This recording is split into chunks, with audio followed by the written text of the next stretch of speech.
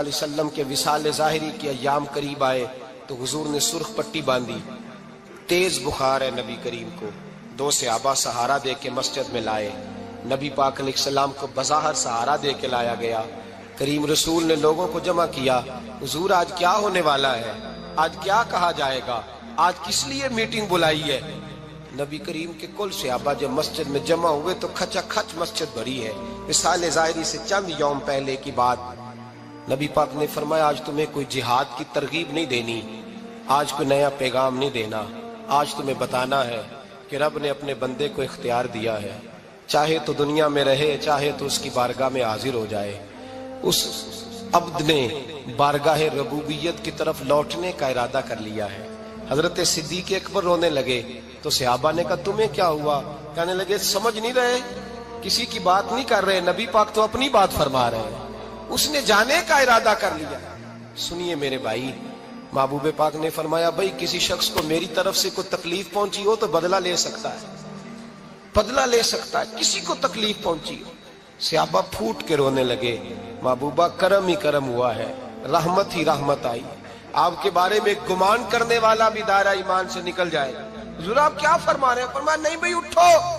پیچھے سے جناب عکاشہ بن محصن اٹھے، ہاتھ کانپتے ہیں، آگے بڑھے، کہنے لگے یا رسول اللہ، ایک جنگ کے موقع پر آپ نے درہ مارا تھا، ننگی پیٹھ پر صفیں سیدھی کراتے، بات دل میں رہ گئی ہے، میں نے بدلہ لینا ہے۔ نبی کریم نے فرمایا بلال دوڑ کے جاؤ، فاطمہ کے گھر درہ پڑا ہے، درہ لاؤ۔ سیدنا بلال حبشی کہتے میں گیا، دستک دی سیدہ طیبہ طاہرہ، حضرت فاطمہ فرمانے لگی بلال کیسے آئے ہو؟ اماں جی وہ درہ چاہیے تھا۔ سیدہ کو تشویش ہوئی، کہنے لگے بلال نہ تو جنگ پہ جانا ہے، نہ جہاد ہے، نہ کوئی ایسا موقع ہے، حضور کی تو طبیعت مبارک بظاہر بڑی علیل ہے، درہ کیا کریں گے؟ حضرت بلال عرض کرنے لگے اماں جی ایک صحابی بدلہ لینے لگے ہیں، صاحب طبقات نے جملے لکھے ہیں، کہتے ہیں بی بی صاحبہ نے درہ بھی دیا اور امام حسن حسین کو بھی باہر نکالا۔ فرمانے لگی عکاشہ سے کہنا 100 درے مارے، ان 2 شہزادوں کے جسم پر نبی پاک کے قریب نہ جائے، میں نے 2 بچے پیدا ہی اپنے محبوب پر قربان کرنے کے لیے کیے، ان کو لے جائے۔ حضرت بلال کہتے ہیں میں 2 شہزادے لے کے آیا، اور جب دروازے میں میں لے کے پہنچا تو نبی پاک نے دیکھا تو آنکھوں میں آنسو آ گئے۔ فرمایا ان کو بٹھا دو، مجھے پتا ہے فاطمہ نے کیا کہہ کے بھیجا ہے۔ حضرت سیدنا بلال فرماتے ہیں درہ میں نے جناب عکاشہ کو دیا، حضرت عکاشہ درہ لے کے آگے جو بڑھے تو حضرت ابو بکر صدیق نے ان کے پیروں پہ ہاتھ رکھا، فرمایا عکاشہ میری طرف آ یار، مجھے ماں درے، نبی پاک کے قریب نہ جا۔ مصطفیٰ کریم نے فرمایا ابو بکر تو ہٹ جا، اسے آنے دے۔ فرماتے ہیں میں چند قدم آگے گیا تو مولا علی شیر خدا نے میرے پیر پہ ہاتھ رکھا، کہنے لگے عکاشہ سوچ تو صحیح تو کیا کر رہا ہے؟ حضور نے فرمایا علی ہٹ جاؤ، میرا اور ان کا معاملہ ہے۔ جناب عکاشہ آگے بڑھ رہے، نبی کریم نے فرمایا میں اپنی امت کو درس دینا چاہتا ہوں، خبردار خبردار زندگی میں تمہارے ہاتھ سے زبان سے کسی کو تکلیف نہ پہنچنے پائے، خبردار یاد رکھنا وہ معاشرے بگڑ جاتے ہیں، وہ معاشرے تباہ کر دیے جاتے ہیں جہاں ظلم ہوتا ہے، جہاں زیادتی ہوتی ہے، جہاں لوگوں کو ستایا جاتا ہے۔ محبوب کریم کے قریب آئے حضرت عکاشہ، کہا حضور میری پیٹھ ننگی تھی، آپ بھی ذرا کپڑا ہٹائیے۔ نبی کریم نے پیٹھ سے کپڑا ہٹایا، جناب عکاشہ نے درہ جو اٹھایا تو صحابہ کی چیخیں نکلی، حضرت عکاشہ نے درہ دور پھینکا، حضور کے بطن اطہر سے لپٹ گئے، چومنے لگے، کہنے لگے حضور وہ تو صفیں سیدھی کراتے لگ گیا تھا، آپ نے کہاں مارا تھا؟ یا رسول اللہ میں تو بہانہ بنا رہا تھا کہ جاتی دفعہ مجھے وجود چومنے کا موقع نصیب ہو جائے، مجھے یہ موقع نصیب ہو جائے۔ میرے حبیب نے فرمایا جس نے جنتی دیکھنا ہو میرے عکاشہ کی زیارت کر لے۔ بھائی ظلم کا دروازہ کھلا ہوا ہے اور لوگ بھول جاتے ہیں زیادتی کرتے ہوئے، وہ بہو سے ہی کیوں نہ کریں، وہ اپنے گھر کے بھول جاتے ہیں کہ شاید پوچھنے والا کوئی نہیں، شاید میزان نہیں لگے گا۔ ایران کے بادشاہ نے اپنے بیٹے کو پڑھانے کے لیے ایک استاد صاحب کا بندوبست کیا۔ استاد صاحب کو کہا کہ میرے بچے کو دین پڑھائیے، میں چاہتا ہوں کل اس نے عنان حکومت کو سنبھالنا ہے تو یہ دین سے آگاہ ہو جائے، اس کو کچھ سکھائیے پڑھائیے۔ بہت نیک بزرگ بڑے درویش عالم پڑھانے لگے، اسباق مکمل ہو گئے، دین کے اسباق قرآن مجید پڑھایا، احادیث طیبہ کا درس دیا، اصول فقہ سے روشناس کرایا۔ جب بچے نے مکمل تعلیم حاصل کر لی اور آمین ہو گئی، دستار ہو گئی، فارغ ہو گئے، تو پھر ایک دن استاد صاحب نے کہا بیٹے کل تم نے ضرور آنا ہے، کچھ بات کرنی ہے۔ شہزادہ گیا ملنے استاد صاحب سے، استاد صاحب نے کنڈی لگا لی، ہاتھ میں درہ پکڑ لیا، مار مار کے پورے وجود کو زخمی کر دیا، کوئی غلطی نہیں، کوئی بات نہیں، مارا۔ اب بچہ آیا آ کے بادشاہ سلامت سے کہا کہ ابا جی سمجھ نہیں آئی، بڑا مارا ہے استاد۔ تو سیانے تھے نا بادشاہ، یہاں تو قاری صاحب روز کٹہرے میں کھڑے ہوتے ہیں، مولوی صاحب آپ نے میرے بچے کو کیوں مارا ہے؟ آپ 8,000 کے مولوی ہیں، میرا کئی کروڑ کا بچہ ہے، سویرے بدل لیں گے، خبردار آپ نے بچے کو ہاتھ لگایا، اپنی حیثیت میں رہے معاذ اللہ۔ جو قومیں استادوں کو کٹہروں میں کھڑا کرتی ہیں وہ ترقی نہیں کر پاتی، جو استادوں کو کٹہروں میں روز کھڑا کرتے ہیں۔ کہا ابا جی بڑا مارا ہے، تو والد بڑے سمجھدار تھے، کہنے لگے بیٹا استاد باپ ہوتا ہے، وہ زیادتی نہیں کرتا، کوئی بات ہوگی، میں تیرے استاد کو کٹہرے میں نہیں بلاؤں گا۔ اماں سے بات کی، اماں کہنے لگی بیٹا میں تیرے باپ سے کیسے بات کروں، ڈر آتا۔ وقت گزر گیا، 22 سال بیت گئے، 22 سال گزر گئے، بادشاہ کا انتقال ہوا، شہزادہ تخت پہ بیٹھا، پہلا حکم یہ دیا کہ میرے استاد کو بلاؤ، پہلا حکم۔ استاد جی بوڑھے ہو گئے تھے، چھڑی کے اوپر ٹیک لگا کے آئے اور بھویں سفید ہو کے جھک گئی تھیں، یوں آنکھ کھول کے بڑی مشکل سے دیکھا، کہنے لگے شہزادے حکم ہو۔ کب میں شہزادہ نہیں، اب میں بادشاہ بن گیا ہوں۔ استاد جی 22 سال بیت گئے، آپ نے مارا تھا، پر وہ درد چونکہ زیادتی کی تھی، میرا قصور کوئی نہیں تھا، تو نہ میری روح سے درد گیا ہے نہ میرے جسم سے گیا ہے، میں بے اختیار تھا، پوچھ نہیں سکتا تھا، آج با اختیار ہوا ہوں۔ سب سے پہلے پہلا حکم آپ کو دیا، بلایا ہے، بتائے کیوں مارا تھا، کیوں مجھے مارا تھا، میری زیادتی بتائے۔ تو استاد، بوڑھے استاد کی آنکھیں آنسوؤں سے بھر گئی، کہنے لگے بیٹے بس آج کے دن کے لیے مارا تھا، یہ جو دن آ گیا نا میری زندگی میں، اس لیے مارا تھا، یہ میں چاہتا تھا میری زندگی میں وقت آئے، آج کے بس میری مراد پوری ہو گئی۔ کہا صاحب کس لیے، مجھے بھی سمجھائے۔ آپ فرمانے لگے کتنی دیر ہو گئی تجھے مار کھائے ہوئے، کتنا زمانہ بیت گیا؟ کہنے لگا 22 سال۔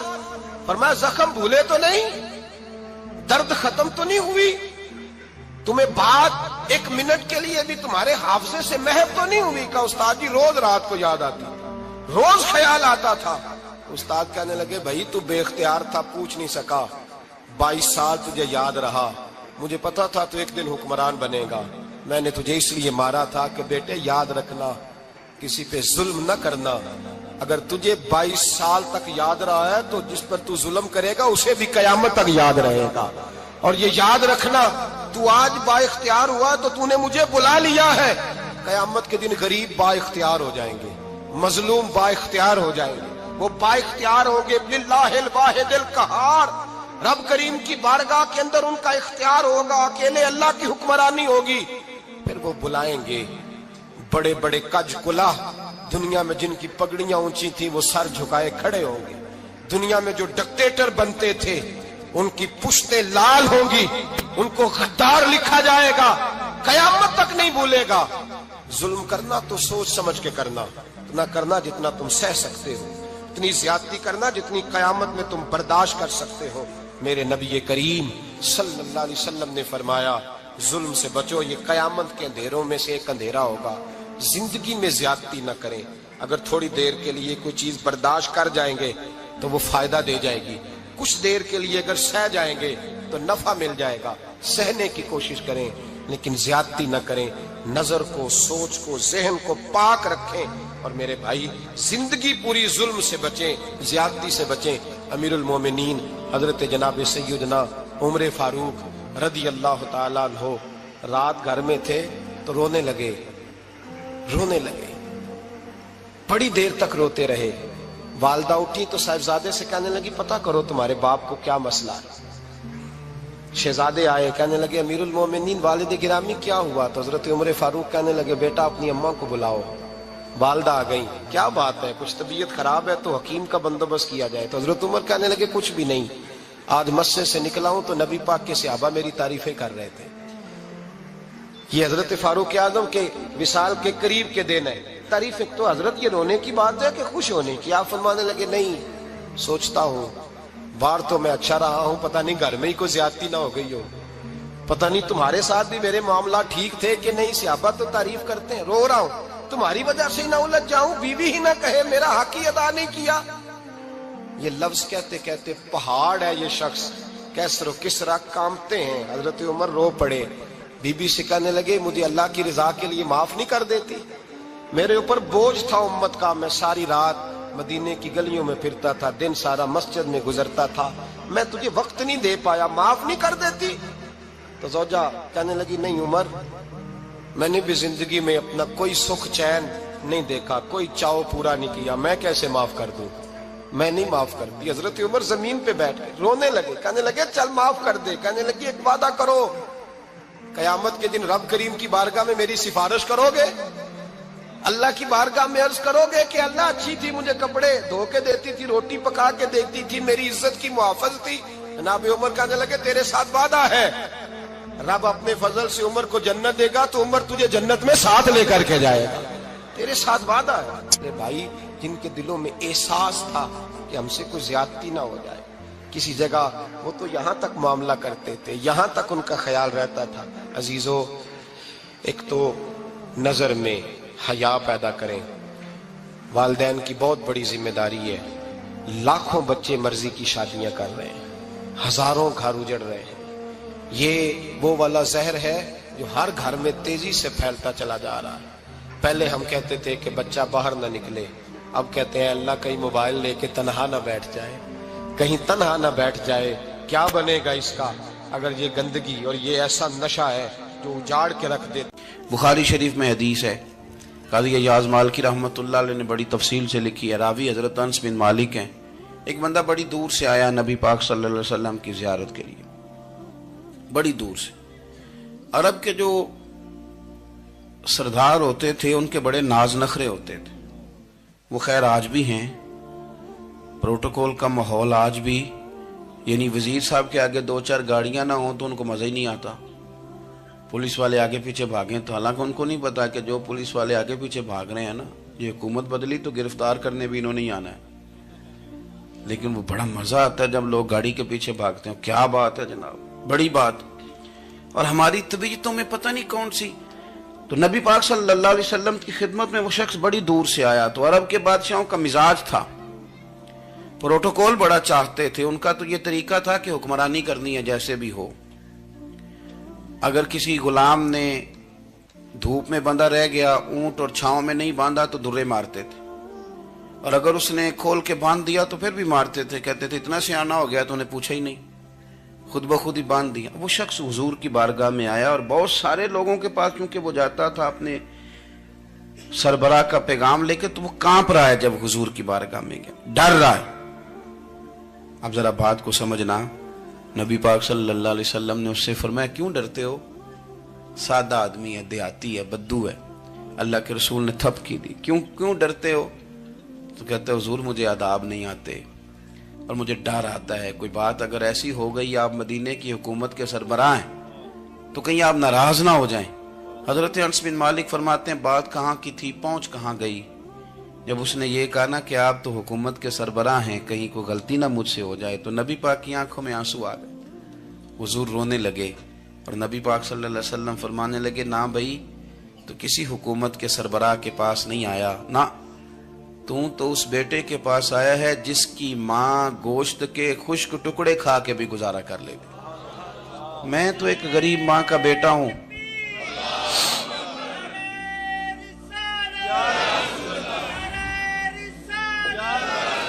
بھائی اگر آپ کا یہ ذوق بن جائے، دیکھو نا آج تو لوگ بھول جاتے ہیں نا، کپڑے بدل لیتے ہیں تو وہ سمجھتے ہیں کہ شاید سارا کچھ ہی بدل گیا، یعنی گاؤں سے آ کر پڑھنے والے بھول ہی گئے ہیں کہ کس کی ماں نے کتنا زیور بیچا تھا۔ لوگ بھول جاتے ہیں چیزوں کو، اپنے ماضی کو یاد رکھیں، آپ لوگوں کے ساتھ پیار کریں، آپ لوگوں کو موقع دیں، آپ تھوڑی سی اور کوشش کریں اس شخص تک جانے کی جو آپ کو مایوس نظر آ رہا ہے، پریشان نظر آ رہا ہے۔ یہ ہمیں میلاد والے محبوب صلی اللہ علیہ وسلم نے درس دیا۔ ایک اور پہلو، حضور سید عالم صلی اللہ علیہ وسلم نے، ہمارے ہاں نا ابھی بھی برادری کی تقسیم ہے، ابھی بھی اور کچھ میں نے ایسے کمزور لوگ بھی دیکھے. یہ اس طرح کی حرکتیں ہارے ہوئے لوگ کرتے ہیں. ہارے ہوئے لوگ جو اپنے آپ کو سمجھتے ہیں کہ میں کوئی بڑا آدمی ہوں. بڑا آدمی تو اپنے اخلاق سے ہوتا ہے, اپنے کردار سے ہوتا ہے, اپنی سخاوت سے ہوتا ہے, لوگوں سے پیار کرنے سے ہوتا ہے. باقی یہ کہ بیٹھ کے کہانی سنانا کہ میں بڑا کچھ کرتا ہوں, تو جو کچھ کرتا ہوتا ہے اسے سنانے کی کوئی ضرورت. ایک اور بہت سارے لوگ آپ تعزیت کرنے جائیں نا والد کے انتقال کے بعد, تو ان بیچاروں کو بتانا پڑتا ہے کہ ابا جی میرے بغیر دوائی نہیں کھاتے تھے. تو میں کہتا ہوں اگر تیرے بغیر نہیں کھاتے تھے پھر بتانے کی ضرورت نہیں, پھر تو سارے گاؤں کو پتا ہوگا کہ تیرے بغیر نہیں کھاتے تھے. اور اگر کوئی دال میں کالا ہے تو پھر تیری وضاحت کوئی بندہ قبول نہیں کرے گا. تو آپ کو بتانا کیوں پڑ رہا ہے, اور آپ بار بار اس بات کا ذکر کیوں کر رہے ہیں کہ ہم بہت بڑے قبیلے کے ہیں؟ صاحب اگر آپ بڑے قبیلے کے ہیں تو پتا ہوگا سارے علاقے کو آپ کتنا لوگوں کا خیال کرتے ہیں, آپ کس قدر محبت کرتے ہیں, آپ کا انداز کریمانہ کس طرح کا. پھر آپ کو بتانے کی کوئی ضرورت نہیں ہوتی, پھر خود بخود خبر ہوتی. حضرت سیدنا ابو ذر غفاری رضی اللہ تعالیٰ عنہ, قبیلہ بنو غفار ایک بڑی شاخ تھی قبیلوں میں سے. جو لوگ اس زمانے میں مالدار قبیلوں سے تعلق رکھتے تھے ان میں سے ایک بڑا نام تھا. ساری زندگی چودراہٹ کی, لیکن میلاد ایک انقلاب کا نام ہے. میں میلاد منانے والے دوستوں سے گزارش کرتا ہوں کہ آپ ہر سال میلاد منائیں, اور ہر سال میلاد کے بعد آپ تھوڑے بدل بھی جائیں, یعنی تھوڑے سے بدل جائیں. کچھ لوگ کہیں یار یہ داڑھی میں نے نا 12 ربیع الاول والے دن رکھی تھی, یہ میری میلاد والی داڑھی ہے. اور داڑھی رکھیں بھی نبی پاک کی مرضی کی. کس کی مرضی کی؟ نہ ناراض ہو جائے جی میں ٹور چلا بس. کس مرضی کی جی؟ اپنی مرضی کے نہیں. داڑھی کا وزن کو نہیں ہوتا کہ پوری مٹھی رکھیں گے تو آپ کو کوئی دقت ہوگی, کوئی وزن نہیں. پوری رکھیں, جو حضور کا طریقہ مبارکہ ہے جو ہمیں ملتا ہے اس پر آپ توجہ فرمائیں. تو میں جو بات عرض کرنے جا رہا ہوں وہ میلاد انقلاب ہے. حضور سید عالم صلی اللہ علیہ وسلم کی بارگاہ میں آنے سے پہلے لوگ کچھ اور ہوتے تھے, اور یہاں سے ہو کے جاتے تھے تو پھر ان میں تبدیلی آتی تھی. میں سارا دن کرامتیں سناؤں نا کسی کو اپنے پیر صاحب کی, اور اپنے گھر میں بھی کہ میرے حضرت بڑے, میرے استاد بڑے, لیکن بیوی کے ساتھ اگر میں ترش لہجے میں بات کروں گا تو وہ کہے گی یہ سکھاندے نے تینوں پیر صاحب. دوست کہیں گے یہ سکھاتے ہیں آپ. تو آپ کی کہانیاں نہیں چلتی, آپ کا کردار چلتا ہے. حضرت ابو ذر غفاری رضی اللہ تعالیٰ عنہ فرماتے ہیں چونکہ میں چودھری تھا, سیدنا بلال حبشی رضی اللہ تعالیٰ عنہ کے پاس میں بیٹھا تھا. کسی بات میں بات آگے بڑھی اور بڑھتے بڑھتے بات شکنجی تک چلی گئی. رائے کے اختلاف نے باتوں میں تلخی پیدا کر دی, اور جب تھوڑے لفظ اور تیز ہوئے تو میں نے انہیں کہہ دیا چپ کر, تو ابشن کا بیٹا ہے. کس کے بیٹے تھے حضرت بلال؟ کہتے ہیں جب انہوں نے مجھے کہا تو میرا دل بڑا ٹوٹا, لیکن میں نے ارادہ کیا کہ میں نے حضور کی بارگاہ میں نہیں عرض کرنی. اب ہر بات کی ہم حضور کی بارگاہ میں شکایت کریں. لیکن میں جا کے مسجد میں بیٹھا, اور جب سرکار آئے نا, ارادہ نہیں تھا کہ عرض کروں گا, لیکن حضور کا چہرہ دیکھا تو دکھ میرا خود ہی تازہ ہو گیا. رونے کا بھی تو تب ہی مزہ آتا ہے نا کوئی اپنا ملے تو. فرماتے ہیں کہ میرے آنسو نا بغیر اختیار کے چھلک پڑے, اور میں کھل کے روئے, کھل کے. قربان جاؤں محبوب کے, بھی حضور نے پاس نہیں بلایا بلکہ نبی پاک اٹھ کے خود میرے پاس آئے اور مجھے کندھوں سے پکڑ کے سینے سے لگایا. اور جب میں کھل کے رو لیا تو حضور میرے آنسو پوچھنے لگے.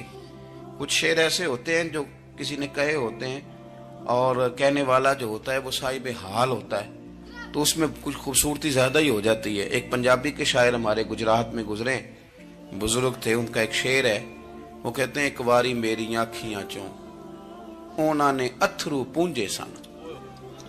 ایک واری میری آنکھیاں چوں اونا نے اتھرو پونجے سن, ہن تے چسکا پہ گیا رونے دا. ایک واری میری آنکھیاں چوں اونا نے اتھرو پونجے سن, ہن تے چسکا پہ گیا رونے دا, تے ہر ویلے آہو زاری دا. تو میں روز رونے لگا ہوں, مزہ ہی بڑا آیا ہے جب سے محبوب نے چپ کرانا شروع کیا میرے عزیز.